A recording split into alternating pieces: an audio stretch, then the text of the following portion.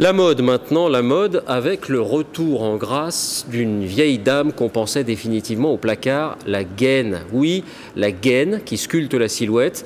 La dictature de la minceur n'est pas seule en cause, les créateurs s'en emparent, les nouveaux modèles, vous allez le voir, n'ont plus grand chose à voir avec les années 50. Florane Ruchmann, Estelle Collin, Jean-François Monnier.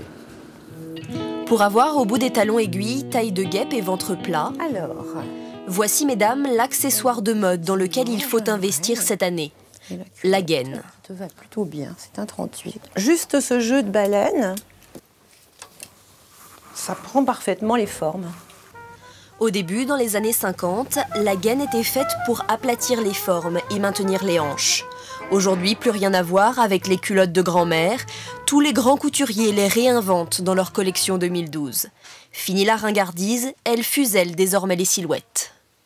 C'est le culte de la jeunesse, enfin c'est le culte de rester esthétiquement jeune le plus longtemps possible. On a envie que les seins soient à leur place, d'avoir une taille fine, les hanches rondes mais pas trop. Enfin, c'est vrai qu'on a envie de se sculpter. C'est presque une lingerie correctrice qui masque les moindres petits défauts du corps. La tendance est apparue d'abord chez les célébrités et dans les pages des magazines de mode. Lorsque vous regardez le tapis rouge de Cannes, il est évident que nos grandes stars, pour ces belles soirées, elles aussi portent des effets gainants.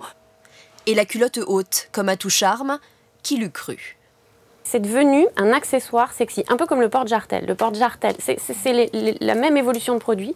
Un porte-jartel était fait pour tenir les bas, n'avait absolument rien de sexy ni de connoté. Et c'est devenu le produit de fantasme numéro 1 des hommes. Aujourd'hui, la gaine s'est démocratisée. Ce genre de lingerie fine coûte entre 20 et 100 €. Ce sous-vêtement très habillé a de plus en plus de succès. Toutes les femmes pourront désormais se prendre pour des pin-up des années 50.